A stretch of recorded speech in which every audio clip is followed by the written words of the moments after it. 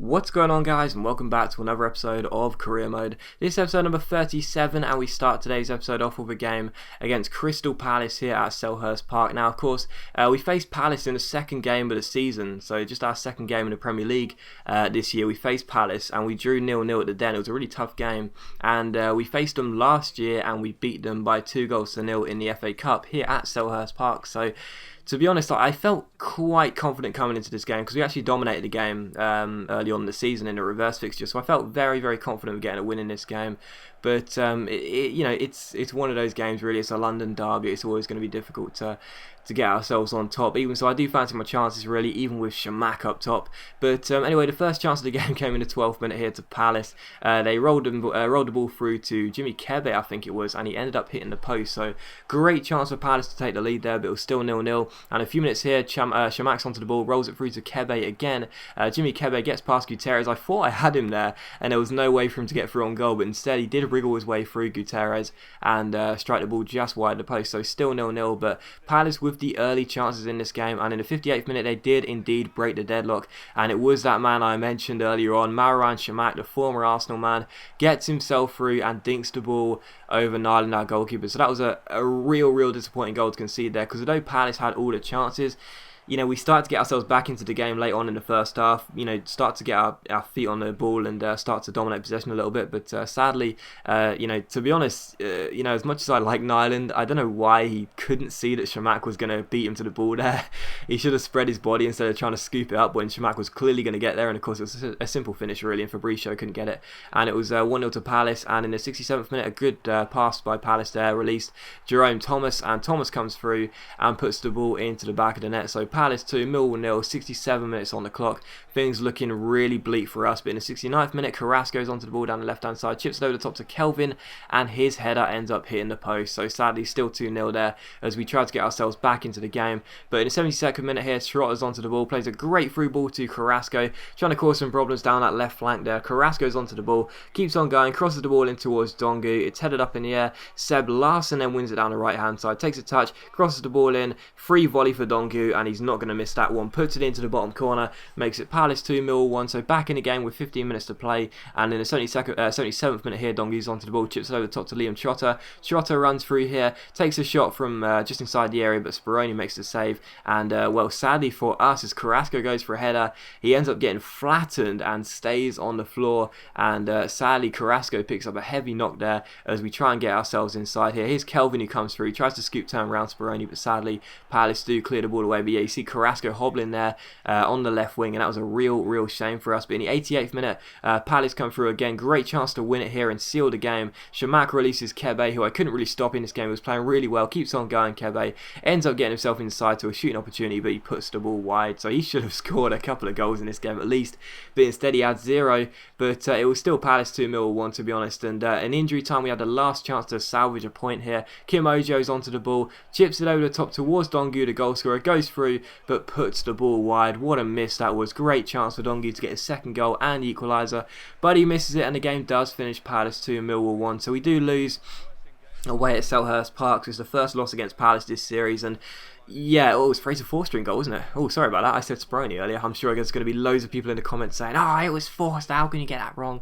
But I thought Speroni was in goal for Palace. But no, Forster played well. And yeah, sadly, we did indeed lose the game by 2-1. So that's a shame, really. To be honest, it's never nice to lose against a rival club, and that was a bit of a shame. But anyway, we are now into a new calendar month, which means we can check a look. It's a mixture of check out and take a look. But take a look at our youth scouts. Future youth, whatever you want to call him, the only player in our youth score monthly report, and he still looks okay. And we also saw that Brian Carrasco, we all breathed a sigh of relief as well, because Carrasco is only going to be out for 5 days. I was so petrified he was going to get a really bad injury and be out for the rest of the season, but thankfully he's only going to be out for 5 days, so he will most likely miss the next game against Cardiff. But yeah, thank God it's no longer than 5 days. But anyway, here is the squad report as well. Once again, a reminder, squad reports are shown at the start of every month, as is the league table. And yeah, some of the players progressing really nicely. Already thinking about what I'm going to be doing next season in terms of business. And yeah, the squad looks okay, to be honest. I mean, I talked bad about it at the start of the season, but it's not actually that bad. I think the business we've done has been really good.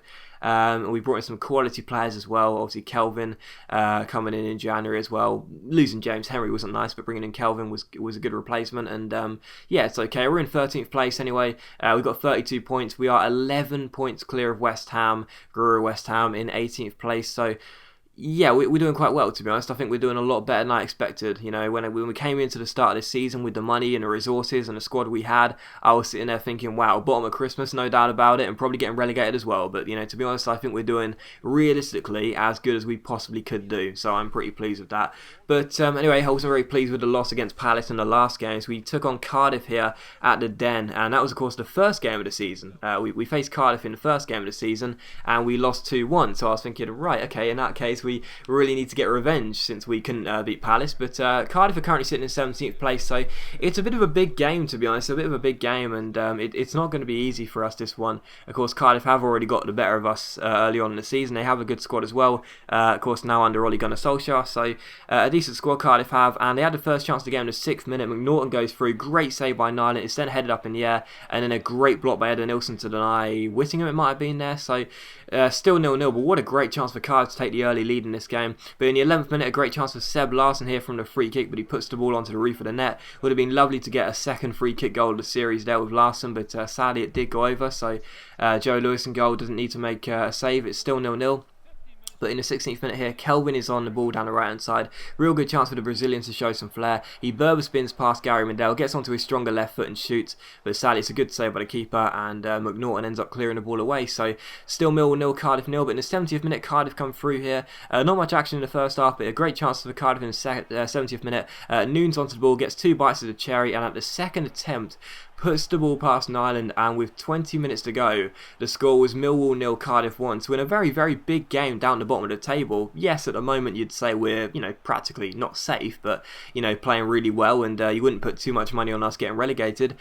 This would be quite a huge result if we did indeed lose this game, and as things stood, we were losing. Nyland couldn't get to it. It was right in the bottom corner. It was Millwall 0, Cardiff 1, and the Welsh side took the lead. A few minutes after that, Jack Robinson found the ball and gave it out to Frimpong. Frimpong then found Eder Nilsson down the left-hand side, gets onto his stronger right foot, crosses the ball in, and Ojo's header goes wide.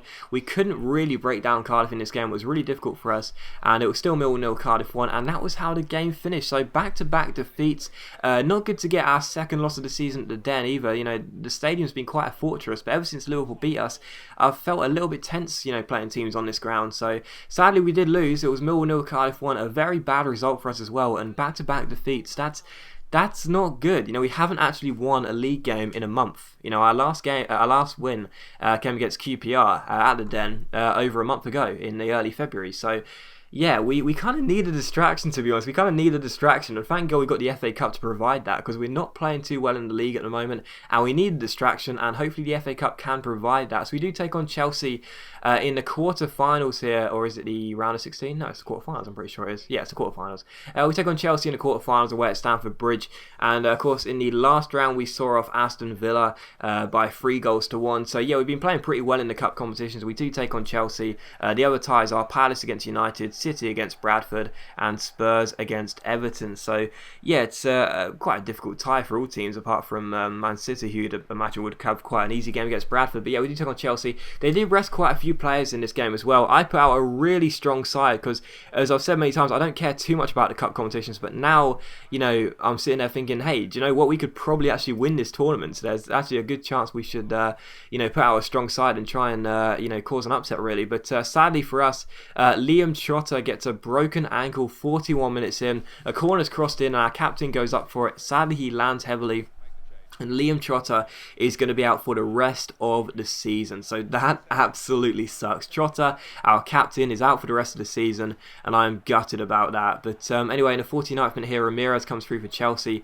and has an absolute sitter there. I have no idea how he missed that one. It was through on goal, 6 yards out, and he put the ball wide. So Chelsea should have been 1-0 up. Instead, it was still 0-0. And in the 58th minute, Eder Nilsson's onto the ball, chips it over the top to Bentaleb. And how about this for a free ball from the man on loan from Spurs? He finds Carrasco. He's 1-1 with with Courtois. He gets round the Belgian goalkeeper, gets taken down. The referee has no choice but to give a penalty, and you also know what's going to happen, don't you? Courtois is in big trouble, and the referee gives the goalkeeper a straight red card. So Courtois is sent off for Chelsea, and that's a big shame for the home side here, as Chelsea go down to 10 men with half an hour on the clock. But it was a definite penalty, and yeah, definite penalty, no doubt about it. But is it a red card?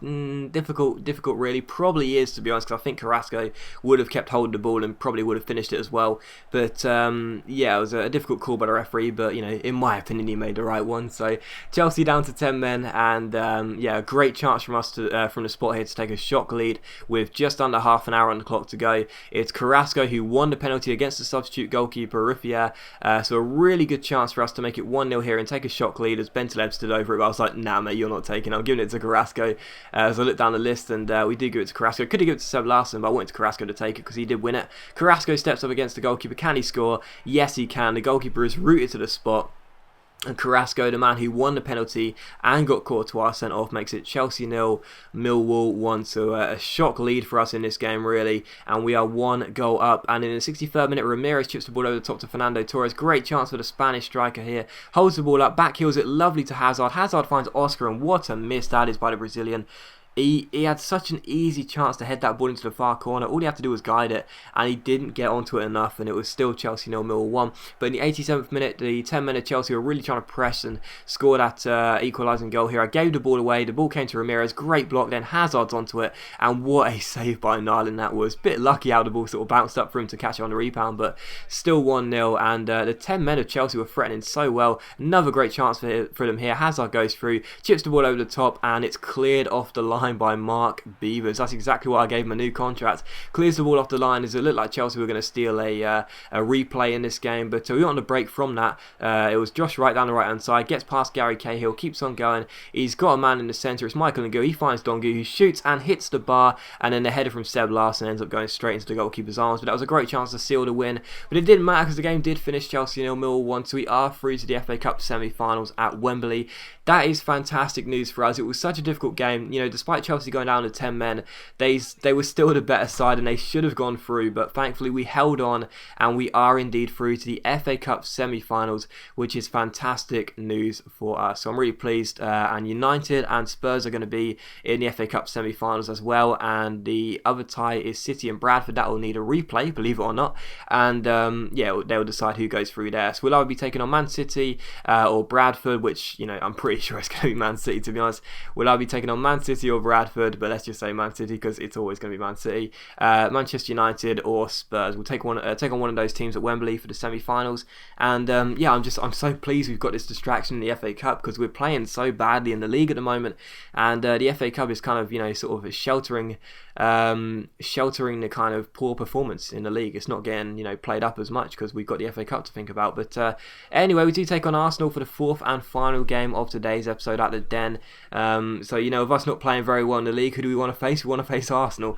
But they're starting to pick it up as well. Of course, you've seen during the season Arsenal have been really poor, but they're starting to pick it up now. They're into 9th place. They're beginning to improve a little bit. They're in 9th, 10 wins, 10 losses and 7 draws. So not great, obviously, but you know, considering where they were just a few games ago, they're starting to play a lot better now. And of course, we did lose in a reverse fixture 1-0 at the Emirates, so I wasn't really fancying my chances, of course, on the back of 2 defeats in a row as well in the league. But the first chance did come to us in the 2nd minute. It was Kim Ojo who played the ball out wide to Kelvin. Kelvin gets past Lucas Podolski with the fake shot, keeps on going. A really nice balance to keep on going, ends up crossing the ball in, and Kim Ojo, oh, what a chance that was for Ojo. I have no idea how he missed it. Free volley about 8-9 yards out, and he ends up blazing the ball wide at the post. What a great chance for Ojo. Difficult technique, yes, but to be honest, with, you know, considering how close he was to the goal, I'd expect him to put it on target, and he didn't. It was still Millwall 0, Arsenal 0, and the 82nd minute Oxlade-Chamberlain came through here, crossed it to the far post, and a header by Ozil went straight into Nyland's gloves. But that was how the game finished. A really boring game, so sorry about that, but it did finish 0-0. But I was very pleased to get a point against a very strong Arsenal side. But as always, guys, big thank you for watching today's video. I really hope you enjoyed it. If you have, please leave a like. That's much appreciated, and it really does help my channel out. And I will see you for the next episode of Career Mode very soon. And until next time, I've been Jeff Step.